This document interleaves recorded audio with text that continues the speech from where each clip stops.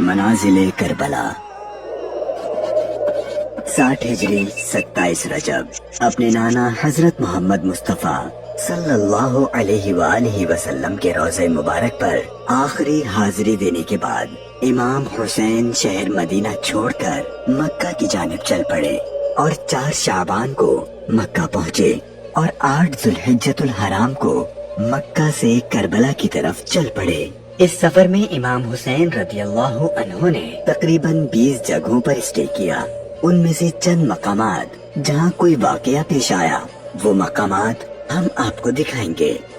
پہلی ڈیسٹینیشن بستان ابن عامر کراس کرنے کے بعد جب امام حسین رضی اللہ عنہ دوسری منزل صفاح پر پہنچے تو وہاں آپ کی ملاقات عربی کے ایک مشہور شاعر فرزدق سے ہوئی جو بائی چانس کوفہ سے ہی آ رہا تھا۔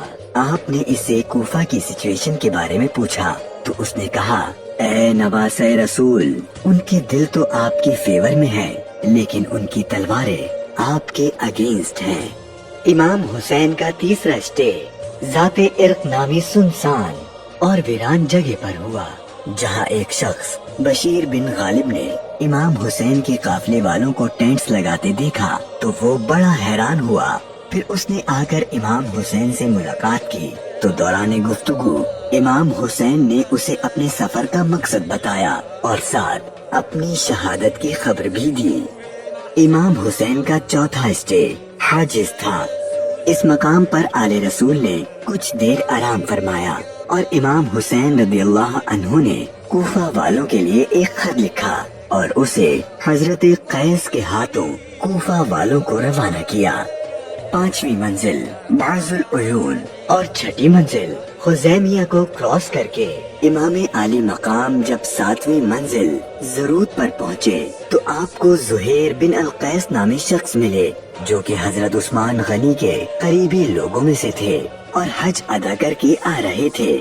اس نے جیسے ہی امام حسین سے ملاقات کی تو اس نے اپنے گھر جانے کے بجائے امام حسین کا رفیق سفر بننے کو پریفر کیا۔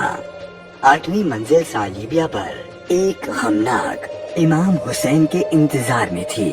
یہی وہ مقام تھا جہاں آپ کے چچا زاد بھائی حضرت مسلم بن عقیل اور ان کے 2 بیٹوں کی شہادت کی دردناک خبر ملی۔ اس پر آپ نے خطبہ ارشاد فرمایا اور حالات کی سنگینی سے قافلے والوں کو آگاہ کر دیا تاکہ کوئی جانا چاہے تو چلا جائے، لیکن آپ کے ساتھ سفر شروع کرنے والوں میں سے کسی نے پیٹ نہ پھیری۔ مشکلات میں اضافہ اور جرنی ڈیفیکلٹ ہوتی جا رہی تھی کیونکہ ابن زیاد گورنر کوفہ کو امام حسین کے آنے کی خبر مل گئی تھی اور اس نے اپنے بہادر اور ماہر کمانڈر حر کو 1000 کا لشکر دے کر امام حسین کو گرفتار کرنے بھیج دیا۔ امام حسین زحالہ، بطن عقبہ اور شراف سے گزرنے کے بعد جب 12ویں منزل سرات پہنچے تو آپ کا سامنا حر اور اس کے 1000 کے لشکر سے ہوا۔ اس ریگستانی علاقے میں حر اور اس کے لشکر والوں کا پیاس سے برا حال ہو چکا تھا اور ان کے پاس پانی بھی نہیں تھا، تو امام حسین نے ان کو اپنے ہاتھ سے پانی پلایا۔ پھر آپ نے ان کے سامنے تقریر کی اور جب آپ ظہر کی نماز پڑھنے کے لیے کھڑے ہوئے تو آپ کے قافلے والوں کے ساتھ حر کے لشکر نے بھی آپ کے پیچھے نماز پڑھی۔ 13ویں منزل قادسیہ، یہ ہے ٹرننگ پوائنٹ۔ امام حسین رضی اللہ عنہ کو جانا تو کوفہ تھا لیکن آپ نے راستہ تبدیل کر دیا اور آپ کربلا کی طرف چلنا شروع ہو گئے۔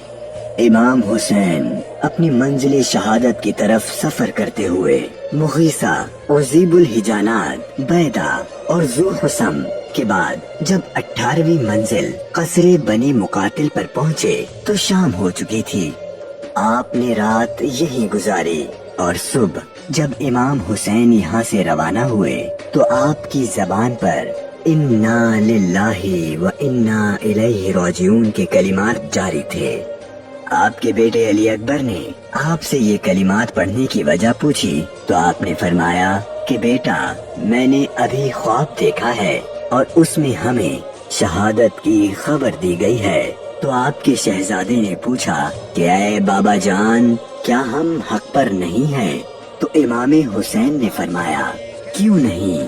تو آپ کے شہزادے نے بہادری سے جواب دیا کہ پھر موت سے کوئی ڈر نہیں۔ امام حسین کا سفر شہادت، سفر بقائے اسلام اپنے اینڈ کو پہنچنے لگا تھا۔ بس 2 اسٹاپ باقی تھے اور وہ ساری باتیں حقیقت ہونے والی تھیں جو بچپن سے آپ کی شہادت کے بارے میں مشہور تھیں۔ امام حسین جب اپنی سیکنڈ لاسٹ منزل نینوا پر پہنچے تو آپ کی آنکھوں کے سامنے بھی وہ سارا منظر گھومنے لگا جو آپ اپنے والد سے سنا کرتے تھے۔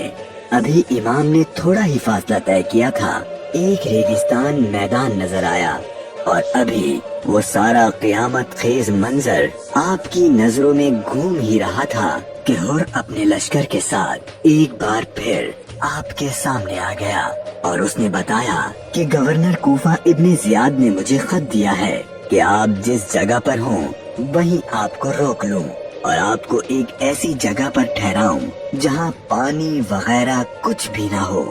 اور بالآخر آپ کا سفر اپنے اختتام کو پہنچا اور 2 محرم کے دن ابن زیاد کے حکم پر اس چٹیل ریگستانی میدان میں پورے قافلے اہل بیت نبوت اور ان کے اصحاب کو اس 1000 کے لشکر نے روک دیا۔